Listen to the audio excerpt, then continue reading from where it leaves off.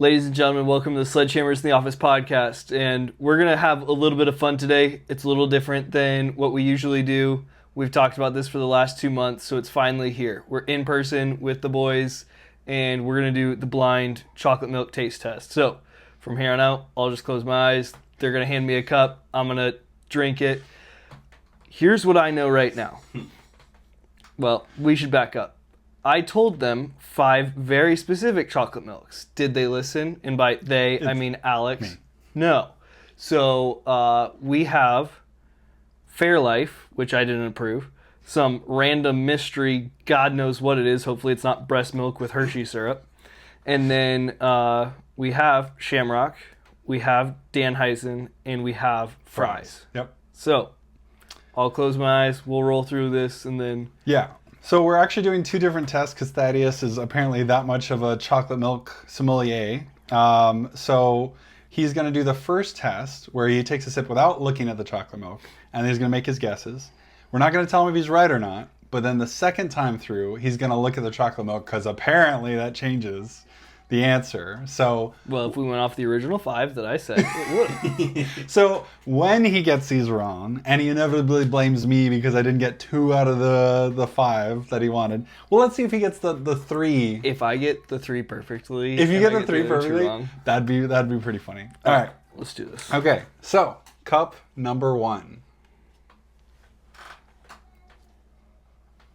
You don't have to make your guesses right away. I don't know if you want to try the other ones first. That one smells like fries. This one smells like fries? Just a smell alone. Okay. And my nose is total trash. All right, cup number 2. No palate cleanser in between. I think that's Fairlife. Okay, you think that's fair? That's a lot thinner of a consistency. Okay. All right. Number 3.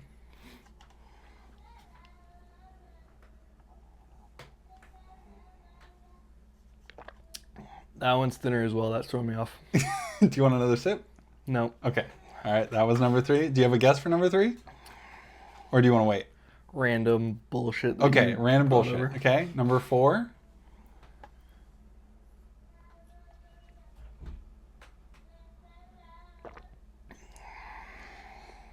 That's Fairlife. That's chalky. Okay, 4 is Fairlife. Okay. And then number 5. Hmm. Okay. Okay. So what? Let me write down your guesses. Wait. You said fries initially for number 1, and then 2 you said Fairlife. 3 you said was bullshit.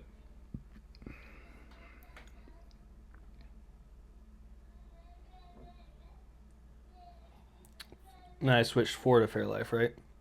Yeah, you said 4 was Fairlife. So then that leaves 2 and 5.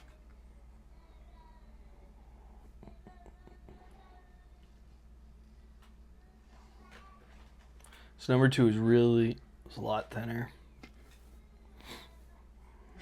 I love how serious you're taking this. He's so focused right now. Let me get 5. Okay, here's 5.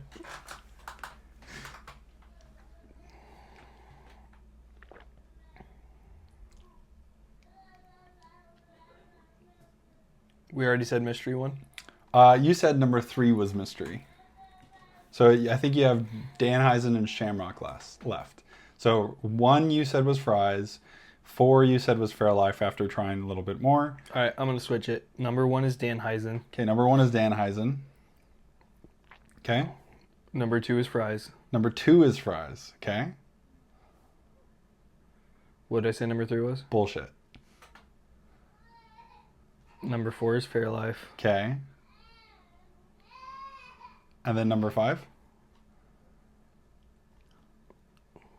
Guess that leaves us with Shamrock, huh? Okay, so 5 is Shamrock. Okay, so are you saying, are you going with 3 is the bullshit one? Yeah, we got a really bad feeling about this. You're going to love it.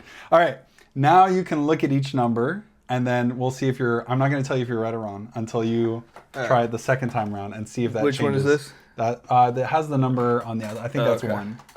Yeah, that is 1. I'm blind.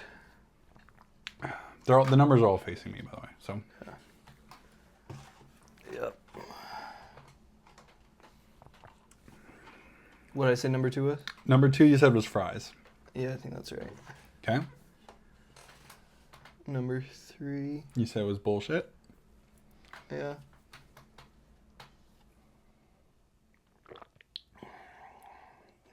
Yeah. Okay. Number 4. What did I say that one was? You said that one was Fairlife. Yeah, because it was chalky. Okay.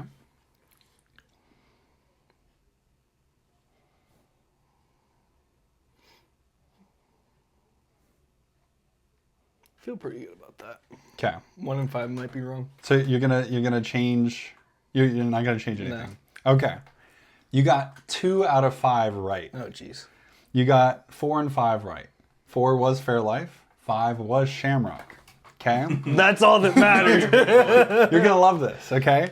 1 was Fries. You said that one was Danheisen. 2. I should have stuck with that too because I said it smelled like fries as well. 3 was Danheisen. You thought The that bullshit one. Yeah, you thought that one was Danheisen. Interesting. And number 2 was also Shamrock. I did Shamrock twice to see if it would mess with you. There is no fifth. So what did I say? You said Danheisen was number 1. Fries, the other Shamrock was you thought it was Fries. You thought Danheisen was bullshit. And then Fairlife and Shamrock you got right. Yeah. That threw me off. That did. That's what I was. That's a whole goal. I was like, I gotta throw you off a little bit. So that's why I did Shamrock twice to see if that would mess with you. Yeah. But I mean, you got Shamrock.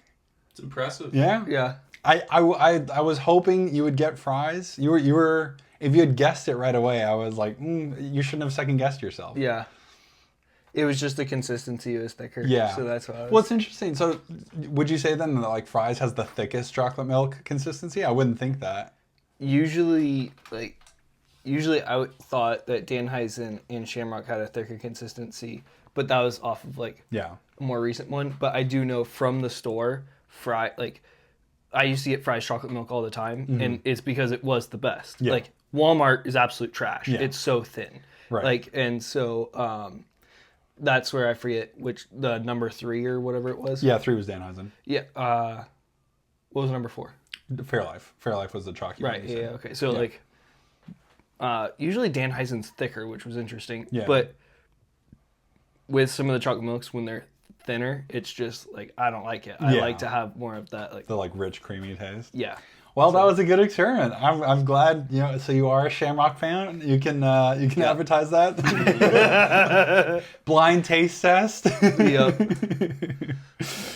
Oh, can I try the Fairlife? I'm curious what the chalky tastes like. Yeah. I have Shamrock. Oh. Original. That is so different. That is so different from. Okay. That's easy to find. You want to try that? That is. Sloppy thirds. Yeah. It's very different. Yeah. It's like a protein shake. Yeah. Well, that's why if you look at the expiration on Fairlife, Yeah. it's There's months. none? Oh no. The amount that they put in 18 there months. to make that happen. That's so funny. Shamrock. They're all pretty good. Yeah, I was like, because I had read like forever ago about how these wine guys were like big wine snobs, and this It's guy the glass. Yeah, well, no, and he took two of the same wine and told them one was like a $20 bottle and one was a $200 bottle, and they're Yeah. like, oh, this one's way better, oh, it's so much richer. And I was like, it's the same wine.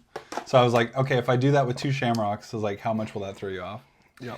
I would have given it to you if you had said that that number 2 was the bullshit like fancy one. I felt like that was pretty fair because it essentially was. But Yep. I got you.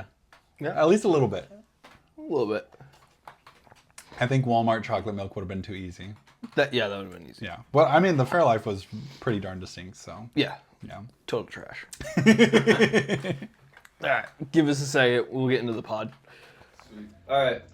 Now that we're done with our shenanigans, boys, what have you been up to? Well, just taking over the world with AI. Cool. Count me on the good team when you do that. Oh, okay. Yeah. I'll send you an invite. Yeah. So last month was good. A couple weeks ago, we took daughter in the pool for the first time. Oh, nice. That was fun. She loved it. It was a little cold for me, Mm-hmm. but she didn't have a problem. Nice. Splashing around in the little floaty. Heck yeah. Helping her dive into the pool, which was fun. And then Memorial Day, our whole family got together. My brother-in-law, he made a brisket, Ooh. the whole family. That was a good time. Brisket's really good. So Yeah. he did a good job. Yeah, just had fun, hung out in the backyard. Nice. Yeah, it's good.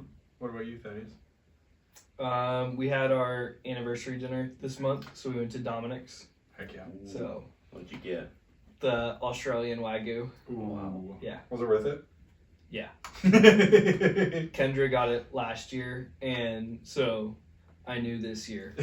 we essentially knew, like, when we sat down, it's like, all right, we're getting the beef tartare for the appetizer. I think we threw something else in there, and then we knew our main course, and then we were arguing over dessert, so we each got our own dessert. Nice. So, Hey, that's a treat yourself meal for sure. absolutely. So is tartare, that's like raw meat, right? Or Yeah. like raw beef or whatever? Yeah, Is yeah. it good? I love it. Really? Yeah. Is it like very like chewy?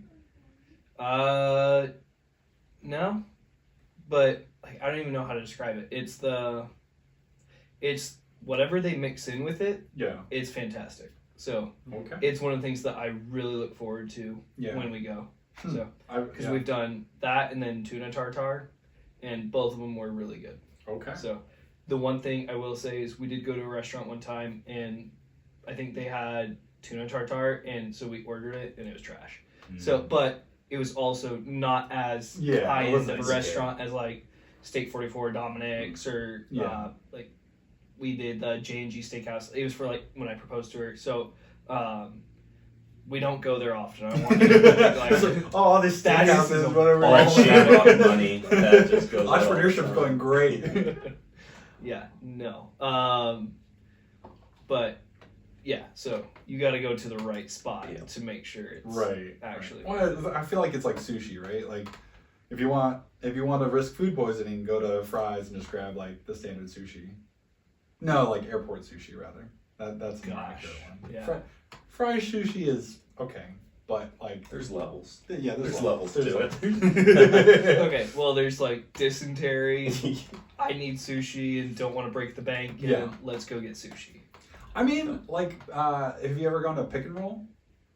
Oh, I feel like I have. But Is that the one where's with the that? conveyor belt? No, it's Different. not. You get Conveyor belt everyone sushi else's is great. I sneezes. eat way too much and pay way too much. But no, Pick and Roll has like purple rice, and it's not dyed or anything. It's like a native grain of rice, but they serve it like Chipotle style kind of, and their stuff's really fresh and really yummy, and it's not like super expensive. That's cool. So Yeah. it's just like to go. So I don't know. They do stuff well. I like my sushi. Not sponsored. Not sponsored. Just, Not it's so good sponsored. though. If you want like nice, like go out to sushi, like Kaizen. Kaizen is really good. Is that in Scottsdale? That's downtown Phoenix, and they have they're by like one of the like startup areas, but I mean they're not cheap by any means, and they have a small menu, but it's just good. Good. Yeah. food. Cool. Anyways, I'm going way too much into sushi. Next week. Yeah. 5 sushi. I'm like, dude, I don't know. All right. What'd you do with AI? Well, basically, I went to a conference where that was the only word being spoken for like 4 days straight. It was AI, agents, Copilot. It was a Microsoft conference, and they were just pushing AI everywhere. And I was like, oh, well, this would be a good opportunity to network, except this is a developer conference, so that means it's a ton of introverted nerds. And like no one wanted Not to even talk to place to anyone. network. No, it was terrible. Opposite, you turn. It was a lot of information. It was really good stuff and stuff that I've like taken home and started working on. But like I went into the bathroom and it was like right after the conference got out. To network? No, I didn't go to the bathroom to network. That's Okay. exactly What? No! I went to the bathroom after the conference and it was full, not a peep. Like everyone just. And I'm like, at least I don't know, like All right. baseball games and stuff. What? Stop. Connor. when you walk into the bathroom, Yeah. you pull up. Yeah. Are you like, so? Yeah, you start How shaking about hands. all the- Not unless I'm at an AI conference on my network. Okay. All right. Well, I'm Alex. baseball game's a little What do you think different. about it? Oh, put it there. Wrong hand. No, I'm not doing that. What I was trying to say is like, Just there's at quiet. least like some conversation, music. but no one was talking to anybody. And I'm like, it's like no one knew anyone. It was all just like, There's and, no like, greeter at the door. there's no greeter at the door. No one No offering you towel. mints. Yeah, it's terrible. No, like, and in the No one searching on ChatGPT how to talk to other people. Can you talk to other people for me? Yeah, no. So it was a really weird experience. It was my first time going to Seattle. We're So, Seattle. yeah. So that was a super interesting experience. But yeah, no, it was. I learned a lot about AI, and the stuff that's coming out right now is kind of insane. There's this whole architecture. I'll get into it in my portion, but it is pretty wild. Nice. So yeah. It's gonna put us all out of work. I mean, I think Thaddeus is safe for until the robots start uprising, but you know, until then, I think you and I maybe I'm probably a Probably. little bit more replaceable than you at this point, but I don't know. It's kind of wild to see how that stuff is, how quickly it's advancing. Yeah. So, yeah. I was having a conversation with some friends last night, and they're I don't think you were on the podcast for it. We had but you know Philip Colliot. Yep. So I was talking to him and another guy yesterday, and they were thinking that the robotics won't take over the construction industry. They're like, it won't be within your lifetime, and I'm like, I don't know about that. So Well, I mean, also you're seeing like completely different manufacturing or like building techniques, right? With like 3D printing. yeah, Right? Like, so that's what they brought up as well, as far as they thought it might switch more to a 3D printing style. Whereas I look at it more that when you've got Optimus robot type things going on right now, and then even you could probably retrofit some robots to, like, the easy one that I think of is drywall, because and I shouldn't say necessarily easy, like there is such a touch thing to it, but I feel like you could figure out a way to go through and it's mud all your joints and skip trowel everything. And the thing that I was telling them yesterday is the hard stuff that's going to be coming around the corner is going to be all the home services stuff, where you got to go in there and deal with what's existing. How do I get into a tight space and manipulate myself to be able to get access to something that is in an inconvenient spot, rather than saying if you've got a large tract home builder where they've got a large plot of land, and they could go in and it's just download the prints into something, and it's now you just go do your task. Because even with framing, like, you could set up a robot where it's just rolling down, it's got a cart of lumber behind it, it gets the length it needs, cuts it, stands it up, two nails, and like you're just going. So it's, and the part with that too is that you don't need to have 8-hour work days, so the economics start to work out a lot quicker. So for me, it's like on new builds, it starts to look a lot more plausible, even with the kind of builds that we're doing now. So we don't have to be like, all right, we need to update what we're doing architecturally to do a 3D printed house. And then I still think that those don't make the most sense. So that still has its own challenges, but yeah. Well, I mean, if that means that I can get a new build that doesn't immediately come with mold and have leaks in it, then I'll take that over some of the new builds in. Which new builds come with mold and leaks in them? Anyone built by Lennar, or some other. Esther, edit that out. Well, I mean, there's the really famous TikTok inspector, right? Who goes and he he's in Arizona. Yeah. And a lot of the new builds have. My buddy just got a new build in Texas, and a month in they got their water bill and it was 16,000 gallons of water, and they don't know where the water's going. So that'll be fun. Yeah, I got a fun story about that later. Yeah. Oh, do you? Oh, I can't wait. Yeah. No. So that kind of stuff's insane. I am really interested to see though where a lot of this technology comes into it. But I still think, even though the advancements are happening really quick, I feel like it's taking a long time for people to really start implementing it. And you have a company or two that's like really quick on the uptick, but for the most part, people are. Really it's going to be slow till it's not, because you're going to have one large. In my mind, it's for the tract home builders. It's okay, not yet, and then you're going to have all of them go at the same time, Yeah. or it'll be like the top 20 once they start adopting it. Once a couple of them start It's adopting just the it, same. then it's everyone I has think to it's going to keep be up. like solar. Like people got solar 15 years ago, but Yeah. each year it's twice as good. Yeah. Each year it gets twice. So Oh, yeah. at what point do you implement Yeah, AI that's when true. next year what you have is going to be obsolete? Yeah, and those machines are not going to be cheap by any means. Well, so this was the other thing as far as looking at the like economics of it on track home builds. Like obviously they talk about it, the trades being skilled labor, but that's probably where you're going to get some of the cheapest labor because it is such a bottom line business. Yeah. So if you were to say each guy on average costs $50,000 a year, which as of where wages are right now, it's kind of cheap. Mhm. But then you multiply that out by how many guys and how many homes, and then they can work 24/7, barring like charging capacity or and whatever that looks like.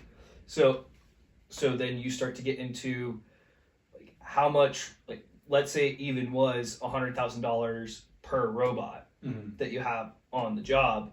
In 2 years, it's fully paid for itself, and then after that, that's just pure ROI. Less time if it can work 24 hours a day, or even double 16 Yeah, that's true. one Yeah, year. and you're not worried about labor, injuries necessarily or anything. No I wonder how attacks. like GC insurance and stuff are how they're going to handle that too. If like you're building with AI or whatever. So I would imagine workman's comp would come off of it, and then you would just get the insurance companies will reposture it so that it's instead of you have workman's comp because if someone gets hurt, we need to take care of them. It's more, do you want replacement cost insurance for one of your guys if they go down? And it's more just an economic gain. yeah, Exactly after that. So, but in terms of the general liability insurance, I'd be curious to see if that goes up or whatever that happens, because it would just be kind of, you start getting in the news,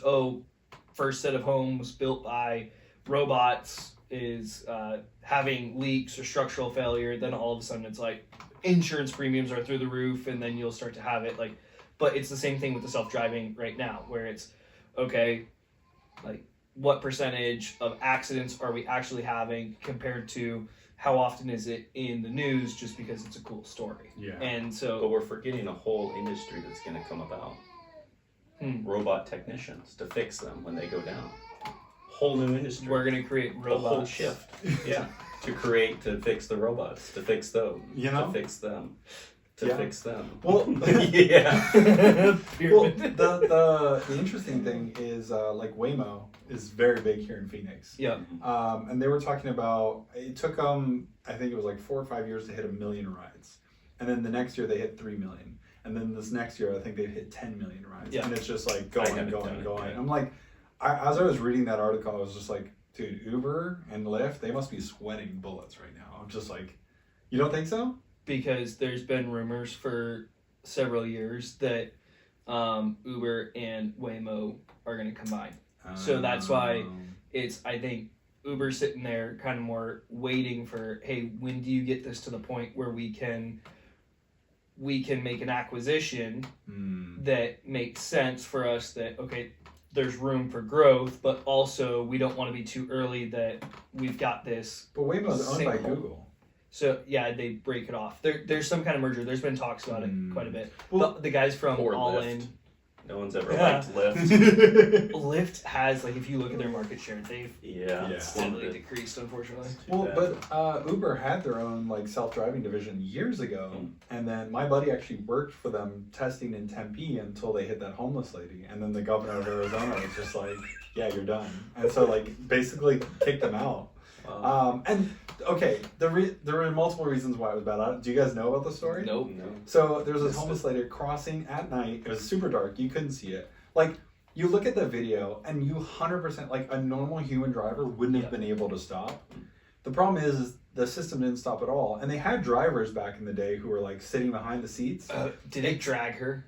Huh? Did it drag her? No, it didn't. Okay. I don't think it He dragged just her. didn't stop. No, it didn't stop at all. But the driver who's supposed to be monitoring it was watching America's Got Talent on her nice. phone when the hit happened. Oh. So it was so bad. I was like, okay, yes, this is a new technology, But yeah, this is way more on the staff's fault. And even if she was paying attention, like you wouldn't have been able. Like it was over a hill. There was no lights. The homeless lady was not paying. Like well, and this goes back to the whole thing as far as no one it's a good news story because they get the eyeballs. Exactly. Everyone's like, oh my gosh, someone got hit. It's the self-driving cars. It's like we're not ready for this. And but then if you were to actually dig into the statistics, it's like how much safer is that than having someone behind the wheel? And to your point, it's if actually talking about stats that are going to be affected. The biggest industry that's going to be affected by automated driving and just rolling out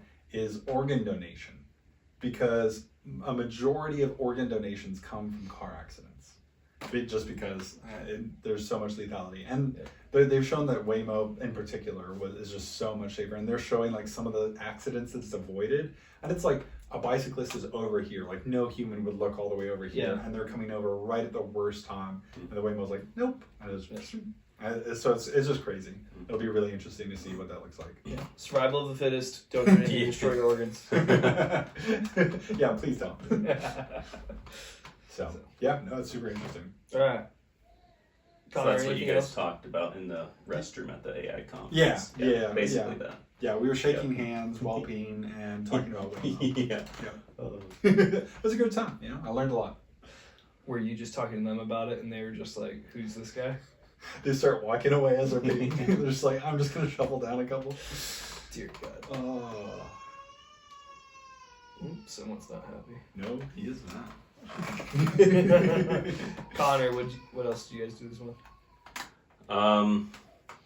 Just Memorial Day. Wife's parents came out. Had a fun weekend. Nice.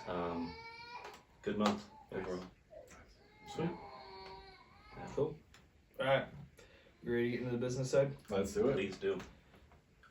Don't forget about your ad read, Yeah, exactly. Very important. The best. Shamrock Farms. She might be trying to feed him right now. He's upset. What she really should be doing Shamrock Farms is giving him some Shamrock Farms chocolate milk. He'll go straight to bed. Yeah, exactly. That's how you fix everything. All right.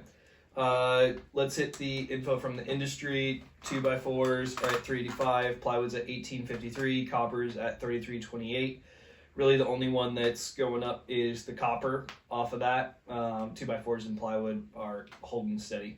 Numbers from last month. So this is just the gross money that we've taken in. This isn't net. We had our highest month. It was $74,000. It was a lot of job starts, progress payment. We're getting slammed with work right now, which is fantastic. We essentially have stuff that will be able to carry us through November, and then it's just going to be layering as many jobs on top of that as possible in the meantime. So I'm super stoked about that, just because last year especially, it was like, all right, like, we need a job to keep this thing moving, and then it's just like you're jumping from like almost like rock to rock to be like, come on. And then the fun thing is we're recording this on June 2nd. I think June 3rd is the 1 year anniversary of me being full time with Saito. Already? Yeah. Jeez. So it feels like it's been longer, but it was cool to kind of be able to say like, hey, we hit that milestone and survived a year. So that's awesome, dude. Let's see, action steps from last month. Talked about doing the training program. I'm actually considering putting this on hold for a bit. I was really excited to get this going.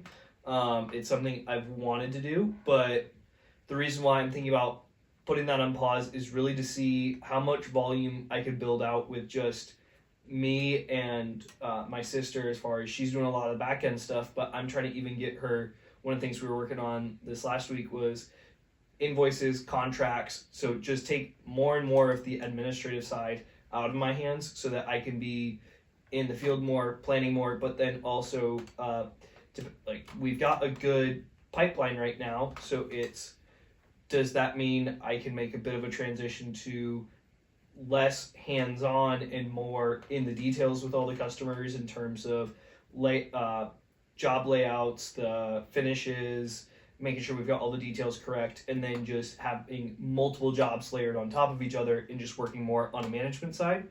I know a lot of people that I work with do like the fact that I get hands-on with things, so it's kind of a double-edged sword right there. So, but I like there's just a physical cap to like today I got stuck on the job where this demo was taking a lot longer than I wanted it to, and I have other stuff that needs to go out right now, and it's like that's just taking away from it. So,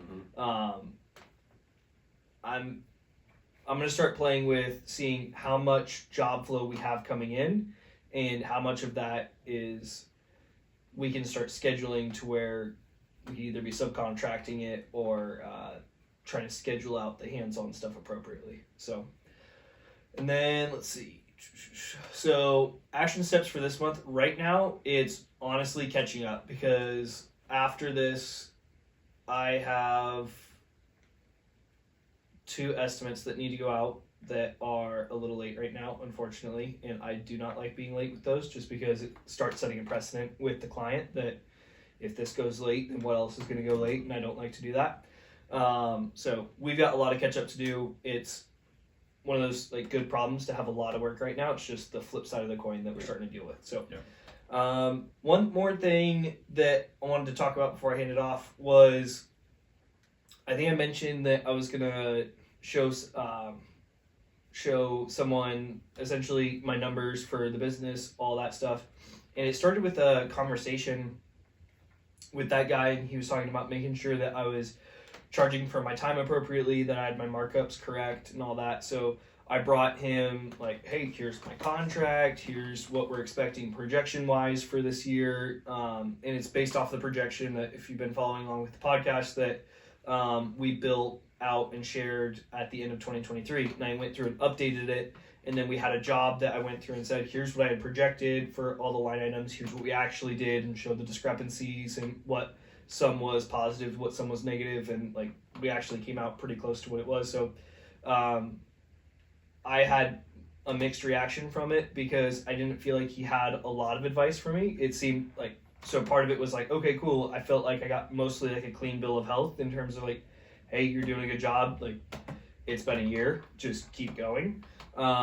There was some stuff more on like the contract side that he told me to clean up, and then paying attention to some of the accounting for extra expenses, particularly on just wear and tear on vehicles, just because we're all over. Like I've got a project in Mason where we've got one in Wickenburg, so just the reach that we've got with that right now is nuts. But that was it. So I was really happy about that. I had a conversation this last Friday with a guy who listens to the podcast, and talking about what I should be like as I look forward to bringing on an employee, even though I'm trying to almost put that on pause a little bit, what the charging would look like for that. And his recommendation was that I would be looking at whatever the employee cost is, salary, insurance per employee, whatever it is, like you want to be charging 3 times that.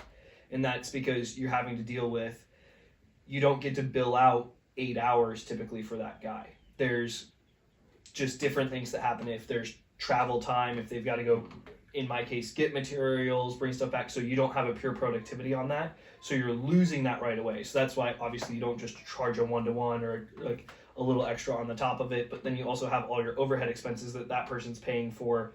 And then as we grow, what kind of support staff gets attached to them. So if we have a couple employees, then there should be a fraction of that 3x that is paying for that support employee. Right now it's me and my sister, and so part of what I'm bringing in pays for what she's doing currently, but as we scale that out, what does that look like long term? So his recommendation was 3x, and then even talking about some of my pricing, he's like,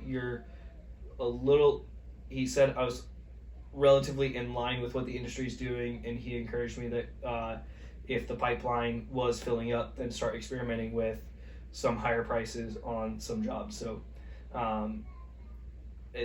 I felt very encouraged from both of those things, and it was just like, okay, like let's just keep pounding the pavement and keep getting after it and see what year 2 brings. So that's what's going on right now. So Okay.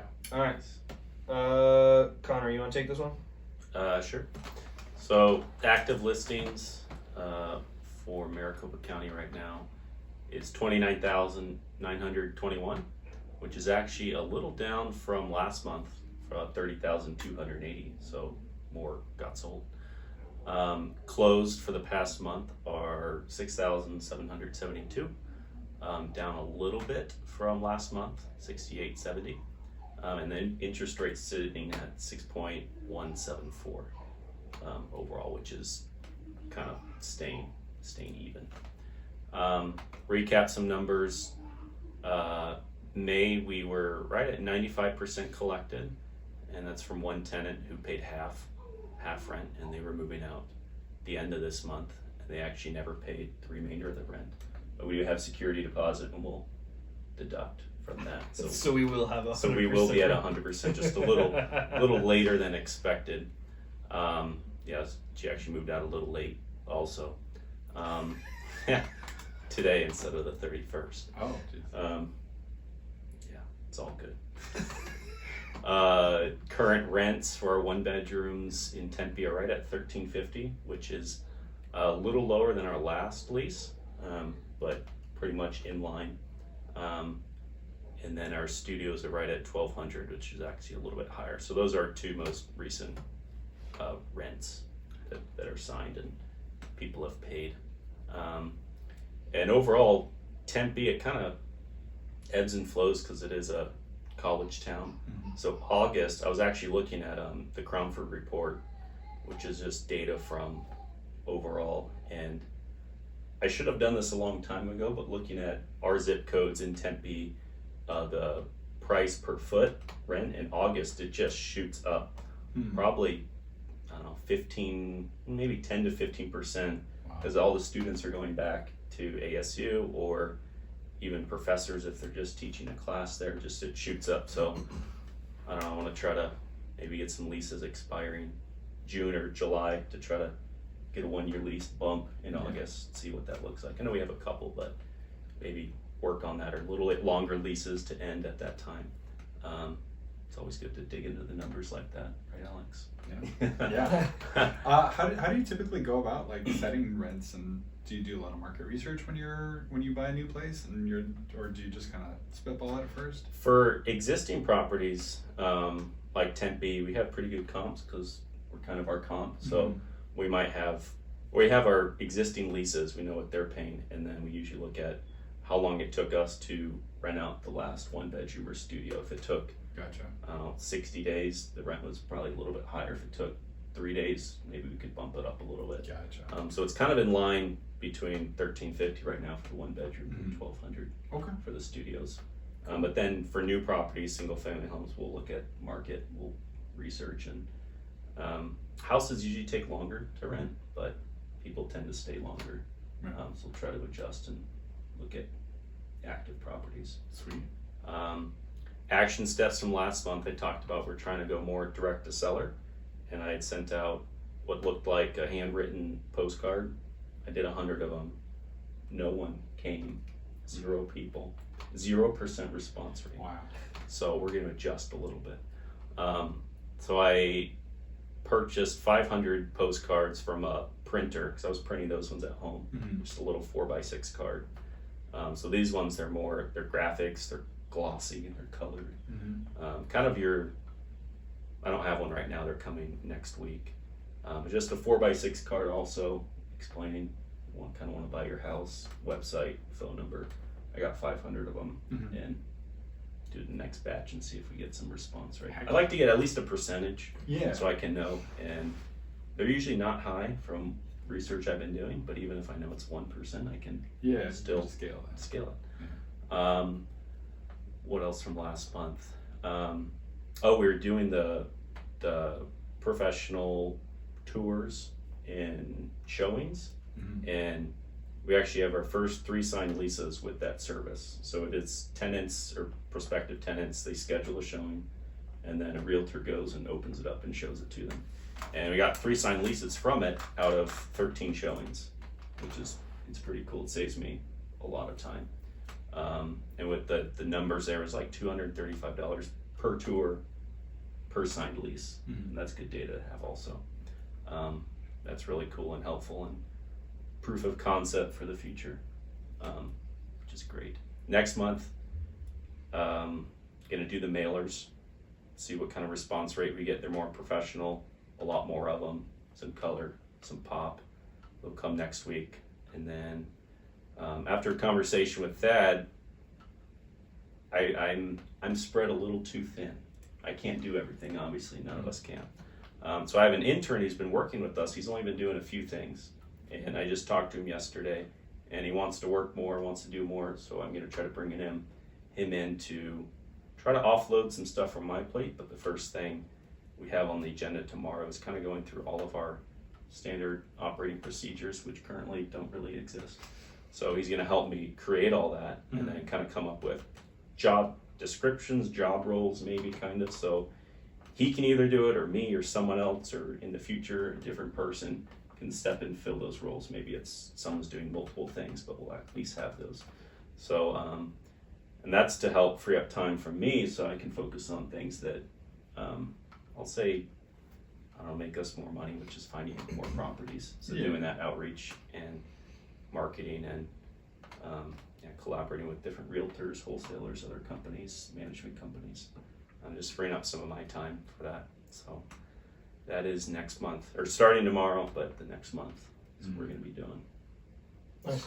Yeah. That's awesome. Yeah. Cool. What about you, Alex? Well, so it's been a very interesting month. Like I said, I went to the Build conference, and honestly, I've been in data and analytics now for like 9 years, and then I went to this conference, and I felt like this is the first time I went to something where I was just like, I felt like I did not belong in the room at all. Not that like Everyone felt the same way in the bathroom. Like no one was mean or anything, but there was just so many like in-depth topics, and I've been to like. Did you get bullied there? No, it was just like very overwhelming from an Yeah, AI perspective, and like, a lot of information stuff. Just dude, I mean, they were like, it was probably 4 hours straight of just announcements. What? Yeah, so if you think about like when you look at like an Apple keynote or whatever, like announcing the new iPhone, it was that, but announcing AI for this, announcing AI for that. And it was literally just 4 hours of that. But okay, so how much of it was BS where it's like, we've got AI for tax software that's also AI for like whatever other software, and it's like the same thing, but Tom wants to say we have AI, and Jim wants to say we have AI, and Susie wants to say we have AI as well, and it's like, you guys actually have the same thing, so like, please shut up. Well, yes and no. So I would explain it this way. It was a mile wide, an inch deep. In terms of like, there were a lot of things that they were integrating with AI, but a lot of it felt like half-baked. Yeah. So this is Microsoft, right? Like one of the biggest software companies in the world. So they have the resources to put behind it, but you can see that they're rushing. And some of the stuff that they're pulling out, I've seen other competitors do, but they're just trying to pull it into the, oh, well, you can do it in the Microsoft ecosystem. Mm-hmm. So, and I don't necessarily think that all of the Microsoft implementations were as good as the alternatives, but the pro is if you already have an Office 365 license, you don't need to worry about permissions or giving, and so like that's part of the appeal, right? So there was stuff that was more like high level, there was stuff that was more relevant to my industry and like the analytics and automation side of things. But even as I dug into those and went to some classes that were like talking about those, I was asking like follow-up questions like, okay, well, after you've actually created all this stuff, what about managing it? What about like security? What about permissions? Oh yeah, you do that all the same way as before. It was like, great. So you automate some of the work, but then there's all this other management and like tracking and all of, I still have to do all of that manually. There's no agent that will miraculously fix that. Yeah. So I was like, okay. And then they had a couple like open hacks that was really fun. So you could actually go in, you had a computer and they're like, all right, here's the challenge. We're not going to tell you how to solve it. Go figure it out. Here's our tools. And that was really interesting, except the open hack I went to the first day, the thing broke. It didn't even work. Like we couldn't even log on. And then the second day, I found out really quickly that it was just like super limited in terms of the stuff I could do. But what is kind of a game changer, and this kind of actually got announced in November, but now it's a big deal because in the past 3 months, both Google and Microsoft have been announcing the use of this. So it's a tool called MCP. It was made by Anthropic. They make one of the biggest AI models that competes with ChatGPT. It's called Claude. And they made it open source. They made it open source so that everyone uses it. So like Tesla made their charging software open source, or their charging technology open source so everyone would use it.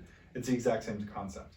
So MCP is essentially like, someone say it's like USB-C. When the iPhone went to USB-C, now almost any phone uses a USB-C to charge. Doesn't matter what phone you use, doesn't matter what charger, they're both going to work with each other. It's the same thing. MCP does not care about what AI is using it, but it's like the standard handshake so that AI can use different tools.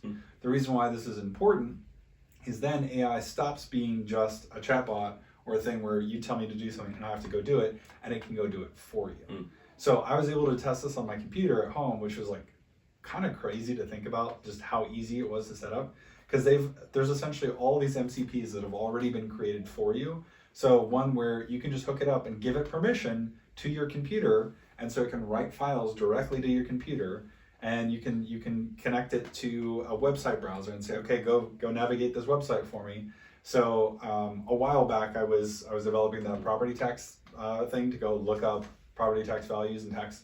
I could have AI do it, and without any coding knowledge, I can have it go, and it can go navigate a website without seeing it, without knowing how it's laid out the first time.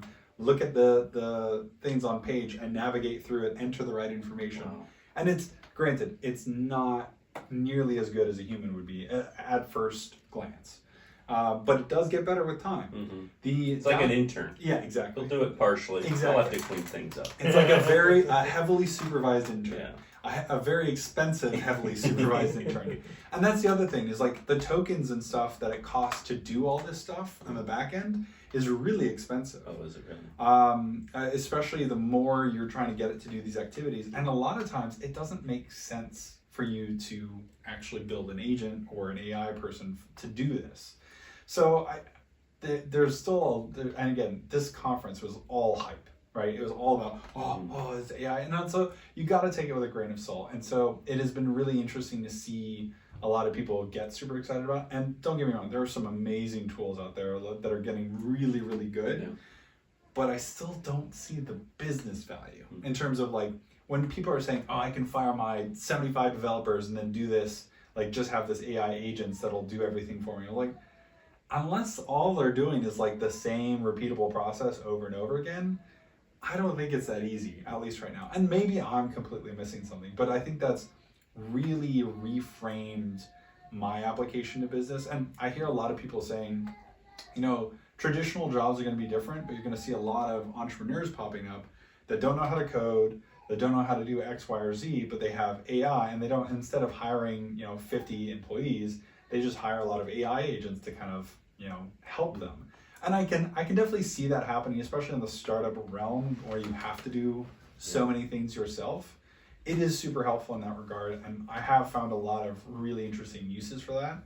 And I've been experimenting quite a bit with essentially what's called vibe coding, where you just say, hey, this is what I want. I don't have the coding background for these specific things, and then it goes and does it for me. And it's by no means, people overblow it a lot in terms of saying like, I just type it once and it goes and does it and it's perfect. Not at all. I still have to do a lot of back and forth. But for example, a couple of things that I've been able to build, my entire property tax solution was built that way. That was granted, that was like probably 3 or 4 weeks of just like straight up coding back and forth and saying, okay, this isn't working. Okay, this is working. Okay, now I want you to do this. But it built like a full solution. Wow. I had it, my friends and I do this thing where we do a 16 seed bracket and then we argue about random topics. So it's like, what's the best macaroni, or like a pasta shape? What's the best like early 2000s Penne's show? the worst. Penne was actually like one of our top. Was it really? Finalists. You guys don't know. I know. See, it's a great argument. But I built a bracket and I hosted it on my website because I was so annoyed by all these things that was required you to sign in. It was super tedious, and my website just, you copy and paste 16 words and then it automatically puts the bracket and you can pick who wins. And then now I'm building a scheduling app because it's always so frustrating to me, like try to coordinate schedules with people. So you can highlight your blocks and it'll say like, hey, here's an optimum time that works for everyone. And the ease of which, like, It's no longer like you're It's all you required. Gen Alpha people. I'm the type of person that goes, everyone show up at this time. If you can't make it, sucks. But I still that like I think it augments you in a lot of ways, and I think it is helpful to have someone to give you different perspective, because it has the availability that like humans can't necessarily meet. Like if I want to talk to someone at 2 a.m. about a business problem, I can reasonably go on there, and if I prompt it well, I can get a pretty decent answer, if not a different perspective that I wouldn't have thought of. Yeah. That I don't have to bug Thaddeus while he's sleeping anymore. Now Bug him anyway. Like, hey, my AI said this. Can you confirm? But I do think there's a lot of usefulness, and I'm interested to see where that's going. Can you break down some of the cost? You said it's Yeah. just expensive. How do they charge? So How does that all every there are so many models out there right now. Real quick, Yeah. Connor's just looking to see as he's building out his Yeah. SOPs and Of course. delegating. He's like, Yeah, maybe can I don't need to fire read the them all. intern? Yeah. Well, yeah, and I can talk to you after about that in terms of, especially from like an SOP process and Yeah. anything repeatable. There's a lot of like pretty affordable options Yeah. down there, and that doesn't always necessarily mean you have to use AI. Sure. But there's the usefulness in AI is just looking for patterns. You want like a human-esque approach to things, but like quick analysis, it's pretty good at that.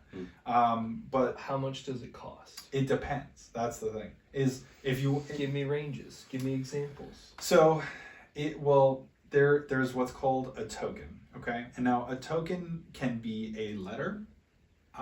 So like how many letters you use in a prompt. It can be compute power. Okay. So, and it could be every letter that the model is writing back. So if I ask it to write me a page and it writes me a 500 word essay, that's 500 tokens. Interesting. And so typically when you're using those kind of setups, it can be anywhere from like 0.0005 cents per token, Yeah. which doesn't sound like that much, but if That's you're coding or you're having it read something and write a summary of something every 2 seconds, and it's doing that for thousands of things. I was talking to a guy before I heard about the MCPs. I was talking to a guy who he has an AI startup, and they've raised insane amounts of money for it, and he's very good at training them. And I'm like, all right, well, how reasonable would it be to train AI to go do and navigate every website I need to do to pull all the information? He's like, oh yeah, I could do it pretty cheap for like 50 grand just to train the model. And then every time it would look up a website, it would cost me $1.50. So There's a lot of websites out there. yeah, well, for my specific purpose, I was going to scrape county websites, but you had to put in specific PIN numbers for certain parcels. So each would it be parcel, $1.50 per parcel? $1.50 per parcel. Which, granted, from the tax side of things, it's not updating that often, but still, that can add up really quick. Not to mention the training cost, Yeah. and that's no guarantee that the AI will be perfect that time either. So that, to put that in perspective, and it. That doesn't seem that expensive though. But the thing is versus if I pay $10,000 to someone on a freelancing website to go develop the code scraper for me that could do it dynamically, and it would be free to run essentially minus server costs. So, but would it be as efficient as having the AI do it once it's been trained? It would. I don't know the answer to that.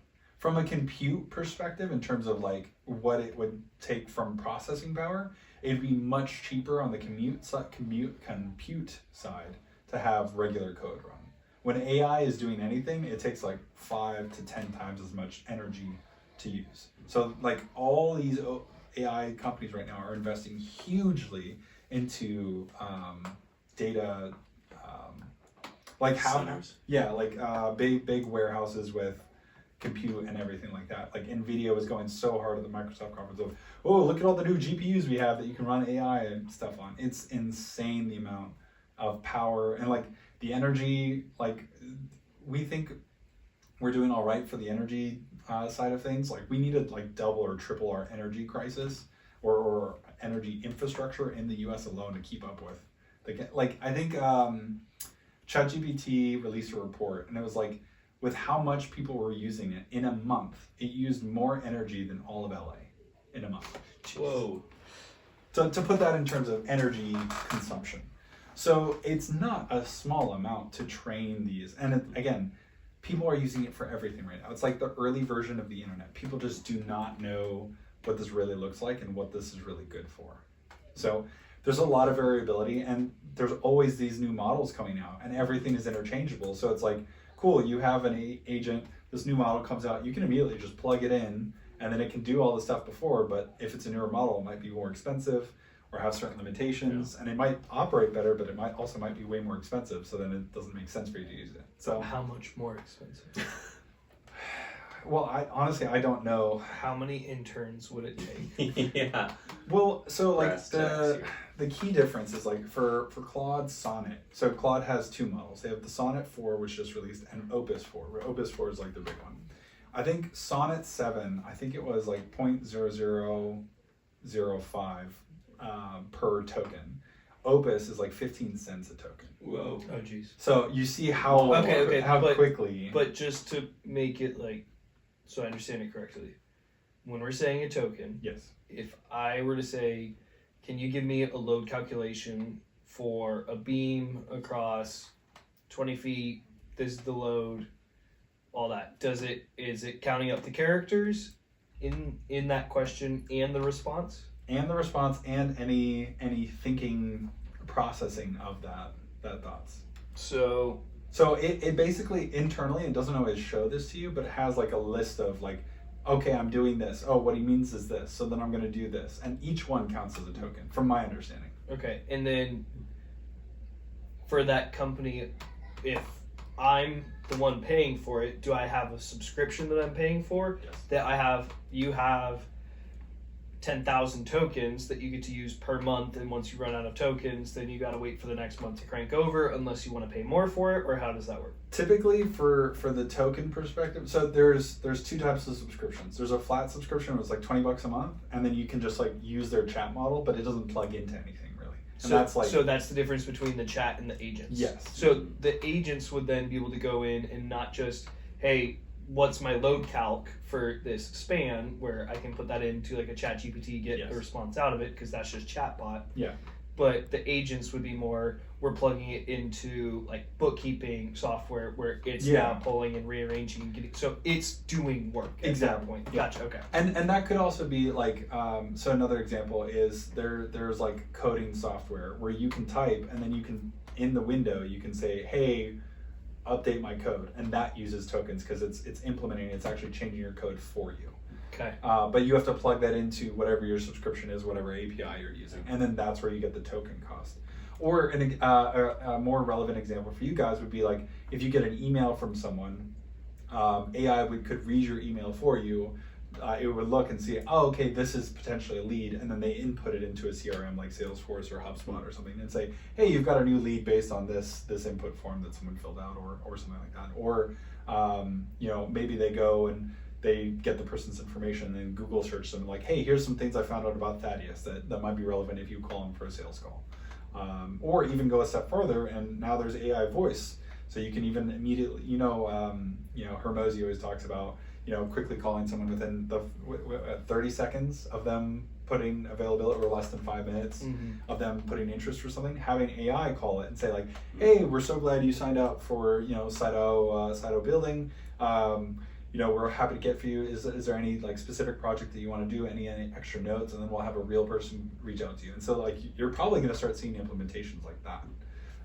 So it is kind of wild to see how crazy this is starting to scale. Interesting. Yeah. But like I said, right now, no one's really figured out the cost. So everyone's kind of going token this, token that. But like when you hear tokens for the first time, you're like, okay, well, what is that? Like, if I'm actually doing it for a business process, what does that really mean? Well, and my guess would be is it's twofold. One, because the company might not know how to charge for it. And then on the other side, the reason why that a lot of the game manufacturers don't say it costs this much money is because they try and make it where you don't feel the currency. As far as if you spend $5, you get 1 million video game tokens, so you don't feel that transaction, to where me buying the new things in the game is actually real dollars. It's tokens. Yeah. So I wonder if they're doing the same thing where it's like you might get people who are behind the curve on the AI, on what's going on with the agents for everything. And so you've got someone from more of a data side where it's like presenting, it's like, well, it's going to cost us 1 million tokens. 1 million tokens? Is that a lot or a little? Like, and so you've just got people where it's like, they don't know, and so they might green light it just because it's like, well, it's not dollars. So Well, and I think a lot of the software world has been kind of operating that way for a while. So like AWS and Google Cloud, like all their servers are always like, oh yeah, it's like so little for this compute or so little for the storage. And when you're new to all that, you're like, I'm never going to use that. And then you get an email later, it's like, oh, by the way, you owe us $500. And you're like, what? It's like, yeah, you got a lot more usage than you realized, you know, and we're just scaling up. You were just, you were calling for the tokens, you were calling for the usage, so we gave it to you. And, you know, that, I think that's the really scary part, is it can very quickly get out of hand. And I don't know how good the AI people are in terms of like, you know, do I get a warning email when it's like, hey, you're at 75% capacity, you know, you're at 90% capacity. I don't know if that's... They'll figure it out quickly, though, because that's just the same thing as every other. Yeah. They're already doing that across their other companies. So. Yeah, so I'm really interested to see how that kind of evolves. And you do see a lot of companies do like combination stuff, like, oh, if you use our software, we'll give you free tokens for like 2 weeks or stuff like that to really get you to use it. And then once you're dependent on it, then it's like, wow, now you got to pay for your tokens. Now it's a way more expensive product. Yeah. So it's super interesting. Cool. Yeah. Anything else? No, the only other thing is I'm really focusing on building out my network. That's something I realize has been like a big shortcoming of myself, is I work remote. I don't get the opportunity to really meet other people working on stuff, and I think it never hurts to get a little bit more perspective, at least for where I am right now. So I'm doing what I can to kind of meet more people and see what I can do and learn in that regard. So we'll see how it goes. We'll see if anything comes from it. But yeah, that's, other than AI, that's been like my big focus. Yeah. Cool. Yeah. Sweet. All right. Connor, where can they find you? Mostly Instagram, Connor Teich Real Estate. Cool. And you can find it, you spelled analytics wrong, my dude. Analytics. I swing hammers. Anyways, you can find me at control-analytics.com or on LinkedIn, Alex Von Reich. And more appropriately, I break Sledgehammers. Bought a new one today. Did you really? It's awesome. Beat the And shit out of the entertainment unit I was working on. Oh no. Dude, that thing. Anyways. You can find me on Instagram at Cyto_building, and then the website, cytobuilding.com. Is it one word, right? It's one word now? Yep. All right. So until next time. I hope your hammer stays accurate. Your Wi-Fi fast. And your word blessed. See you, everybody.